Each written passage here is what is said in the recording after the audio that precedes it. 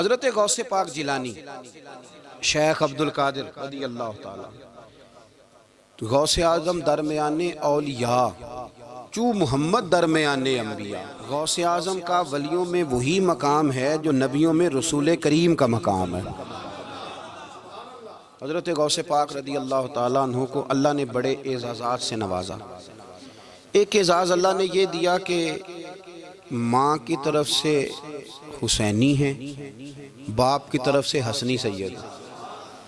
نانا بھی اللہ کے ولی، دادا بھی اللہ کے ولی، پھوپھی بھی اللہ کی بہت بڑی ولی ہے، بہت بڑی ولی.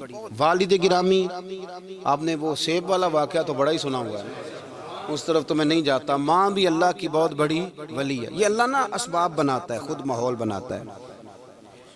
آپ کے جو والد گرامی تھے ان کا نام تھا ابو صالح سید موسیٰ جنگی دوست رحمت اللہ علیہ. بادشاہ کے کچھ سپاہی تھے جو مٹکے اٹھا کے جا رہے تھے، اور مٹکے تھے شراب کے بھرے ہوئے،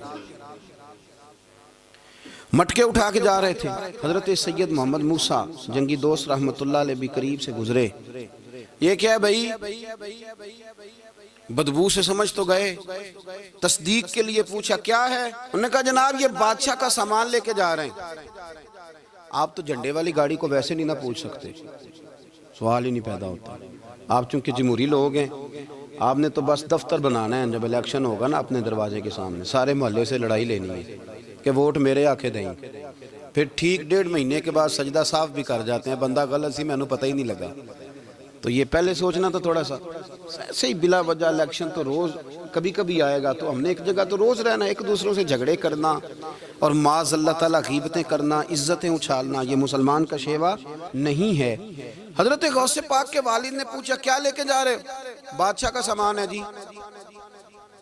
ہاتھ میں ڈنڈا تھا، 3 مٹکے تھے شراب کے بھرے ہوئے. زور سے ایک ایک ڈنڈا مٹکوں پہ مارا تو مٹکے ان کے سروں پہ ٹوٹ گئے. بادشاہ سلامت، ہم ساری تقریباً بادشاہ سلامت ہوتے ہیں. یہ کسی کی جرت ہے مطلب میرے گھر کے معاملے میں مداخلت کرے، اور پھر بادشاہ ہو. لوگوں نے جا کے بڑی غیبتیں کی، بڑی بڑی کہانیاں سنائیں. اس نے تو توڑ دیا جی مٹکے آپ کے، نے کوئی حال نہیں چھوڑا. تو بادشاہ کہنے لگا بلاؤ سید موسیٰ پاک جنگی دوست رحمت اللہ علیہ کو بلا لیا. تو کہنے لگے بادشاہ تمہیں پتا تھا مٹکے کس کے ہیں؟ آپ فرمانے لگے پتا تھا مجھے. کہا کیوں توڑے؟ فرمایا اس لیے توڑے کہ مجھے تیرے اوپر رحم آ گیا تھا، تو اگر شراب پیے گا تو دوزخ میں جلے گا. مجھے رحم آیا تھا، میں نے توڑ ڈالے. تو کہنے لگا آپ کون ہیں؟ تو آپ فرمانے لگے میں محتسب ہوں، میری حساب کتاب لینے کی ڈیوٹی ہے.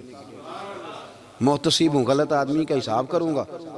تو بادشاہ کہنے لگا کس نے ڈیوٹی لگائی آپ کی؟ فرمانے لگے میری ڈیوٹی میرے رب کریم نے لگائی ہے، میری ڈیوٹی اللہ نے لگائی. تأمرون بالمعروف وتنہون عن المنکر، مسلمان کے ذمے ہے اچھائی کا حکم دے گا، برائی سے روکے. یہ ذمہ داری ہے میری، اللہ نے ڈیوٹی لگائی ہے. بادشاہ پہ اتنا روب طاری ہوا کہ کہنے لگا حضور آپ کی بڑی مہربانی، آپ نے یہ کام کیا.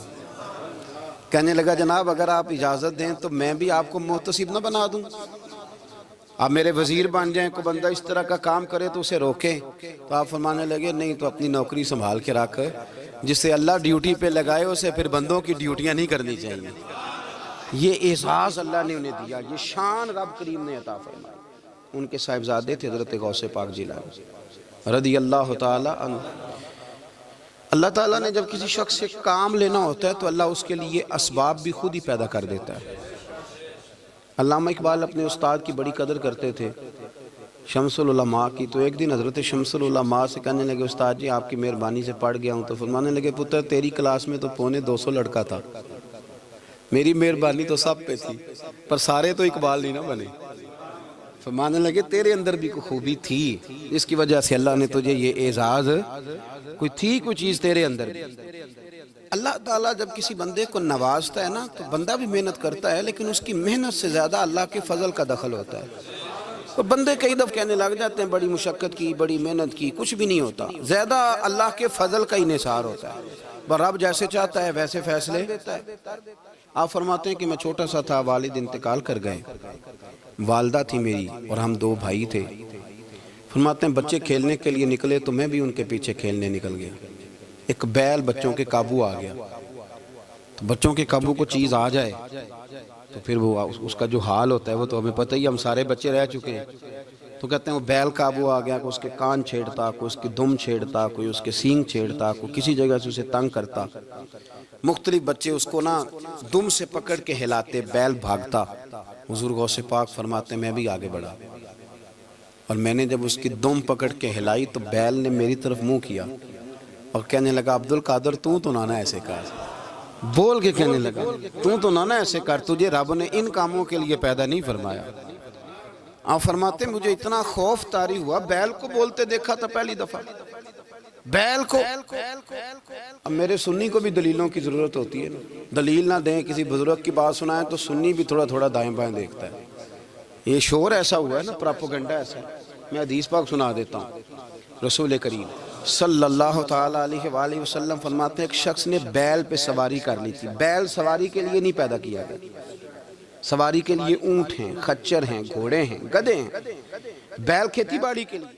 اس شخص نے جب بیل پہ سواری کی تو بیل پیچھے مڑ کے دیکھنے لگا اور کہنے لگا یار تو بڑا بیوقوف ہے. بول کے کہنے لگا مجھے اللہ نے سواری کے لیے نہیں پیدا کیا، میرے سے وہ کام لے جس لیے میں پیدا کیا گیا ہوں. تو بندہ ڈر گیا، کہنے لگا بڑی حیرانگی والی بات نہیں کہ بیل بولتا ہے.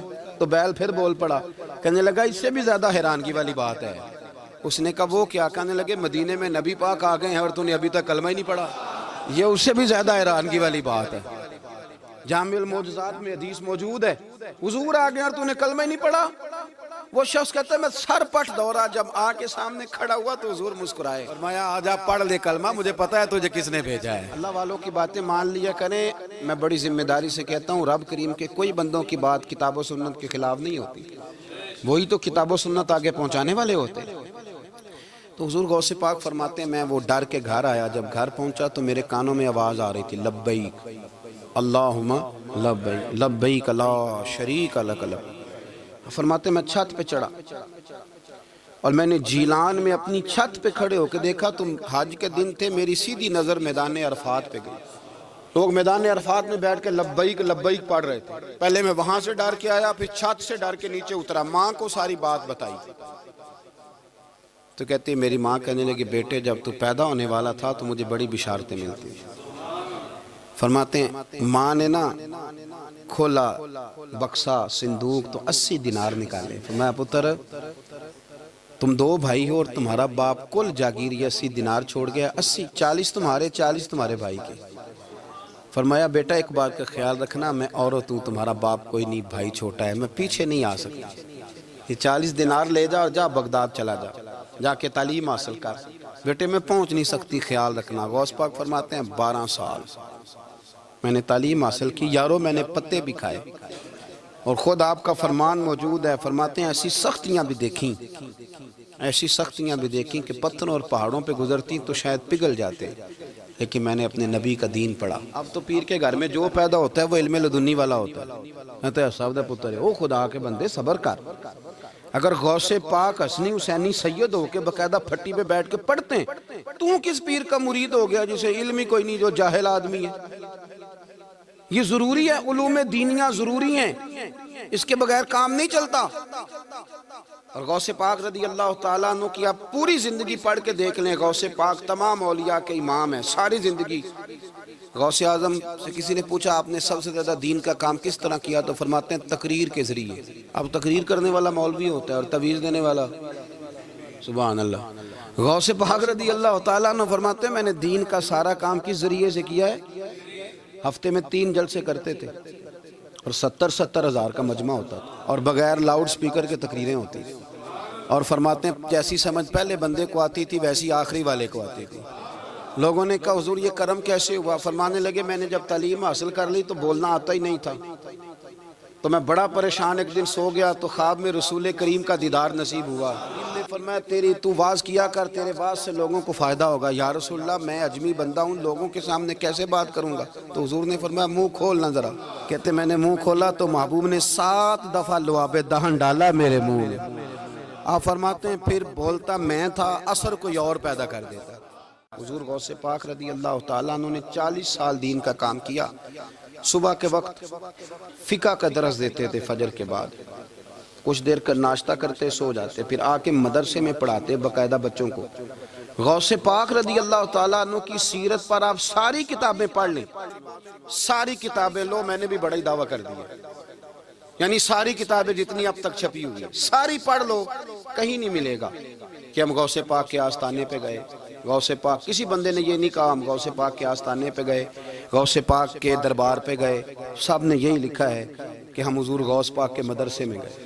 ہمارے نا مدرسوں میں سبق تقسیم ہوتے ہیں، سال جب شروع ہوتا ہے نا تو سبق تقسیم ہوتے ہیں، ہمارے مدرسے میں بھی تقسیم کرتے ہیں ہمارے مولانا۔ آپ حدیث پاک پڑھائیں گے، فلانا استاد منطق پڑھائے گا، فلانا فلسفہ پڑھائے گا، فلانا یہ سبق تقسیم ہوتا ہے، فلانا قرآن، فلانا حدیث، فلاں فقہ۔ تو غوث اعظم کے مدرسے کے جو ناظم تعلیمات تھے وہ کہنے لگے حضور سبق بانٹنا ہے تو آپ کو کون کون سے سبق دے دیں، کون کون سا پیریڈ پڑھائیں گے؟ تو آپ فرمانے لگے نہیں پیریڈ رہنے دو۔ حضور پھر فرمایا اس طرح کرو، لائق بچے تم رکھ لو اور نالائق سارے مجھے دے دو، میں جانوں اور نالائق جانے، نالائق سارے میرے۔ غوث پاک رضی اللہ تعالیٰ نالائق سارے رکھ لیے، کند ذہن، اور حضور غوث پاک ان کو اسباق پڑھایا کرتے، ان پر محنت کرتے۔ فجر کے بعد فقہ کا درس، 10 بجے مدرسے کی کلاس، زور کے بعد حدیث پاک کا درس، مغرب کے بعد تفسیر بیان کرتے۔ بانج علموں جو کرے فقیری، وہ کافر مرے دیوانہ۔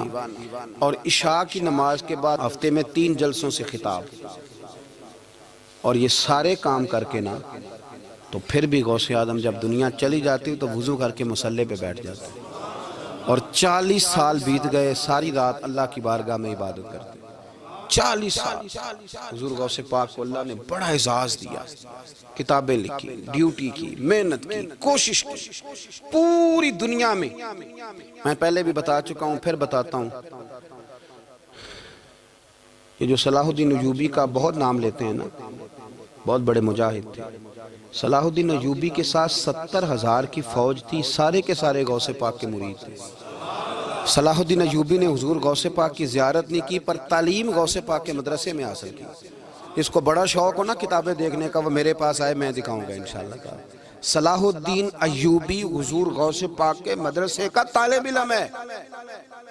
یہ آپ کے ملک میں 2-3 دن سے رٹا چل رہا ہے، وکیلوں کا، ڈاکٹروں کا، کل سے یونیورسٹی کا بھی چل گیا ہے۔ یہ لڑائی کسی مولوی 2 گروپوں میں ہوئی ہوتی نا، چلو نام بولو، میں نے پتہ ہے اگلی گل جب کسی مولویوں کے 2 مدرسوں میں ہوتی نا تو جو طوفان اٹھنا تھا نا ہر چوک میں، مولوی لڑاندے بڑا لے یہ بڑی۔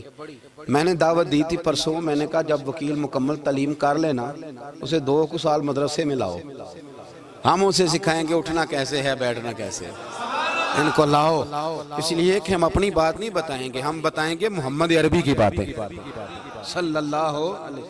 مہربانی کرو، مجھے کوئی شکوہ نہیں ان سے، کوئی کسی قسم کا نہیں، اس لیے کہ ہمارے ملک میں نا احتجاج کا کلچر پروموٹ کیا گیا، ہم نے یہ ماحول بنا کے دیا ہے سڑک بلاک کرنے کا۔ یہ ہمارے قریب ایک گاؤں ہے تو روز ڈکیتیاں ہوتی تھی، بچہ بھی قتل، پولیس والے سنتے ہی نہیں تھے، ان بیچاروں نے روڈ بلاک کیا تو سب صحیح ہو گیا، اسی وقت سارا کچھ ہو گیا، اب پہرے داری بھی لگتی ہے، اب جناب چوکیاں بھی قائم ہو گئی، سب کچھ ہو رہا ہے۔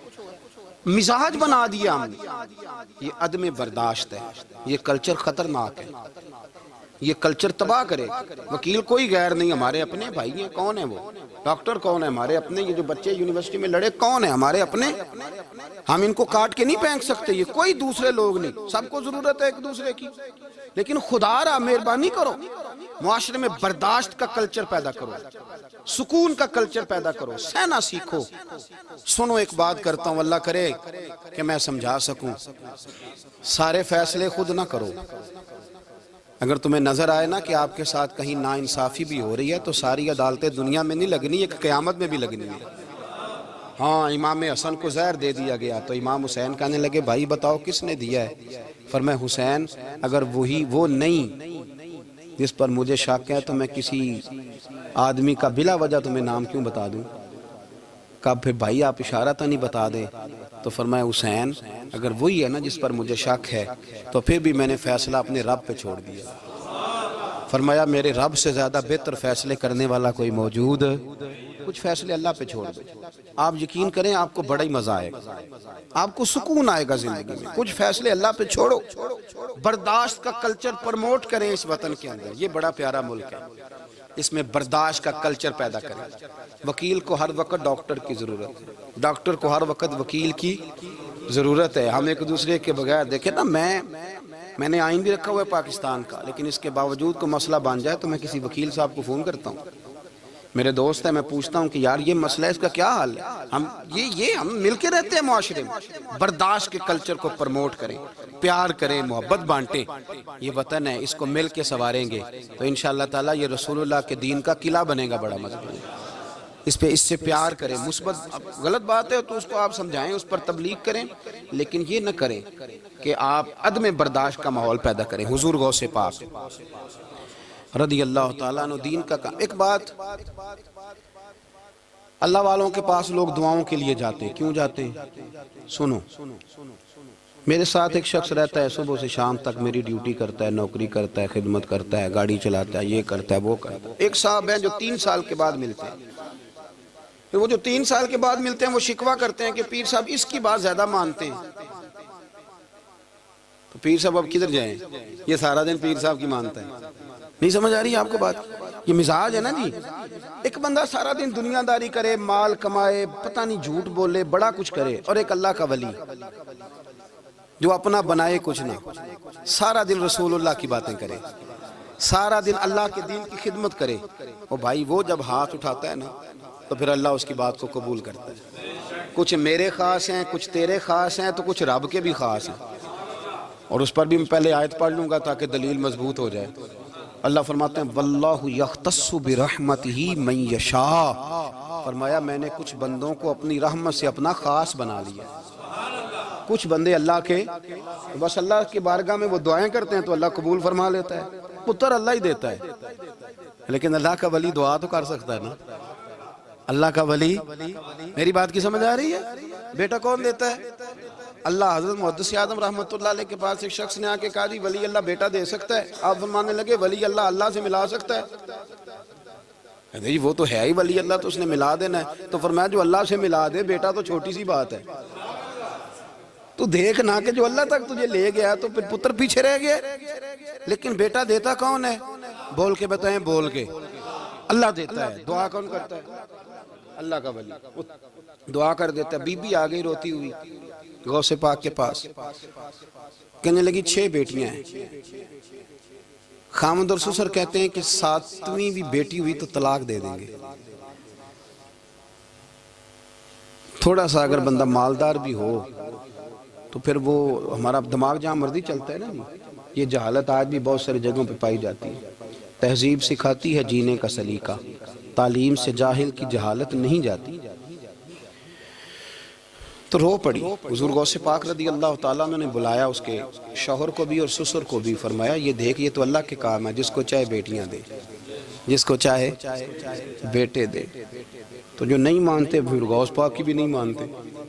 انہوں نے کہا جی نہیں دی, میں تو نکاح کروں گا. چلے گئے تو غوث پاک کی بارگاہ میں وہ بیٹی اور اس کا باپ اور اس کی ماں پھر آئے, کہنے لگے حضور مہربانی فرمائیں. پھر اللہ کے ولیوں کے پاس ایک قوت ہوتی ہے جس کا نام مصلی ہے. مصلی بہت بڑی طاقت, بہت بڑی. حضور نے فرمایا دعا صلاح المومن, فرمایا دعا مومن کا ہتھیار ہے. یہ مومن جب ہاتھ اٹھاتا ہے تو پھر عرش کا مالک دروازے کھول دیتا ہے کرم کے. حضور غوث پاک نے مصلی بچھا لیا اور رو پڑے. کہنے لگے مالک کریم, اس بی بی کے دل میں کس نے بات ڈالی تھی کہ عبد القادر کے دروازے پہ جا؟ دیکھیں منانے کا انداز, منانا آتا ہے نا. اللہ کس نے اس کے دل میں بات ڈالی کہ عبد القادر کے دروازے جا؟ کس نے ڈالی؟